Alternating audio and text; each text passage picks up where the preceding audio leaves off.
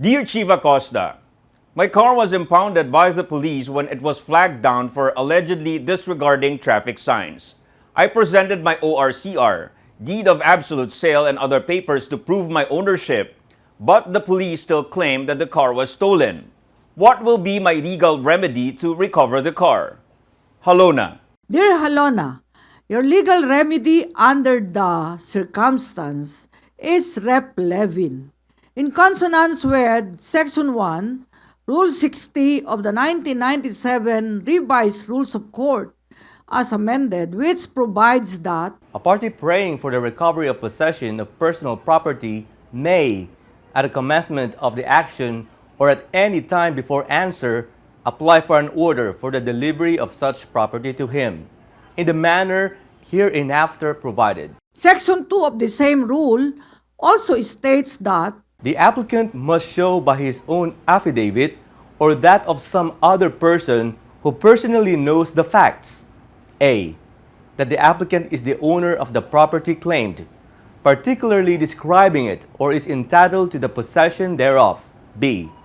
That the property is wrongfully detained by the adverse party, alleging the cause of detention thereof according to the best of his knowledge, information, and belief. C.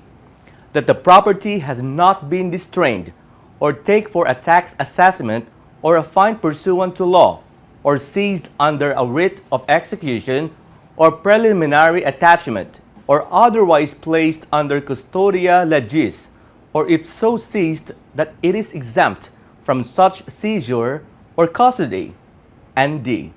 The actual market value of the property, the applicant must also give a bond executed to the adverse party in double the value of the property as stated in the affidavit aforementioned for the return of the property to the adverse party, if such return be adjudged, and for the payment to the adverse party of such sum as he may recover from the applicant in the action. the remedy of Replevin was explained in the case of Police Senior Superintendent Uy versus Serio Jr., where the Supreme Court, speaking through Honorable Associate Justice Inting, stated that Replevin, broadly understood, is both a form of principal remedy and of a provisional relief.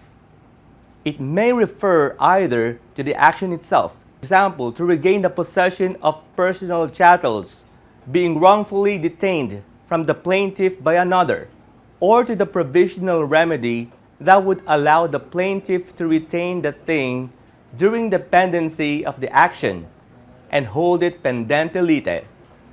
The action is primarily possessory in nature and generally determines nothing more than the right of possession. Replevin is so usually described as a mixed action, being partly in rem and partly in personam.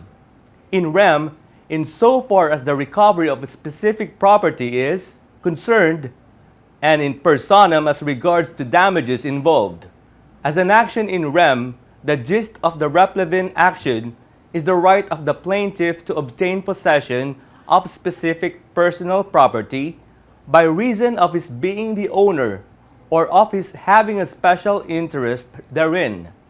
Rule 60 of the Rules of Court allows an application for the immediate possession of the property, but the plaintiff must show that he has a good legal basis. Example, a clear title thereto for seeking such interim possession. applying the cited decision in your situation, the filing of a Replevin case is the appropriate legal remedy to recover the possession of your car, which is deemed wrongfully detained by the authorities. Possession is an incident of ownership, so it is essential to show that you have a good legal basis or a clear title to the car. You can use your original registration and certificate of registration, deed of absolute sale, and other documents to prove this fact. After filing the Replevin case, you may recover your car even while the case is still pending. by complying with the provision of Rule 60 of the Rules of Court, particularly the filing of the required affidavit and bond. We hope that we were able to answer your queries. Please be reminded that this advice is based solely on the facts you have narrated and our appreciation of the same. Our opinion may vary when other facts are changed or elaborated. Tomorrow, we'll look into another question from our viewers and readers of Dear PAO. This is your host, Dr. Persida B. Rueda Acosta, the Chief Public Attorney of the Republic of the Philippines. Goodbye for now.